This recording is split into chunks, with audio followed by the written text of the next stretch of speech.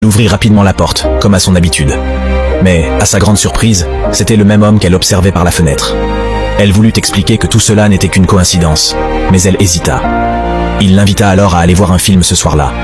Sans réfléchir, elle accepta aussitôt. C'était la première fois qu'elle recevait des fleurs, et cela la rendit très heureuse. Les heures passèrent rapidement, et bientôt, ils se retrouvèrent. Dès leur arrivée, il acheta les 2 billets, agissant comme un véritable gentleman.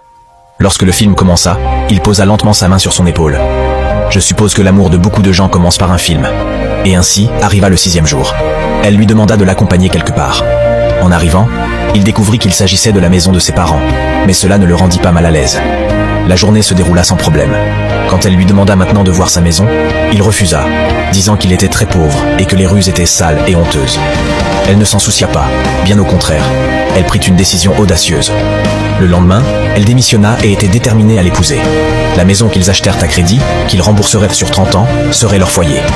Mais après l'avoir vue, ils réalisèrent que cela en valait la peine. La maison était spacieuse, avec de grandes fenêtres du sol au plafond. Dans la salle de bain, il y avait une grande baignoire. Et la maison possédait aussi d'autres chambres pour leurs futurs enfants. Sans oublier qu'à l'arrière, il y avait un magnifique jardin. Les deux s'enlacèrent, heureux et pleins d'espoir pour une vie meilleure. Le 8e jour, ils officialisèrent leur union. Les jours passèrent, et ils travaillaient dur pour subvenir à leurs besoins. Pendant ce temps, elle maintenait la maison propre et en ordre.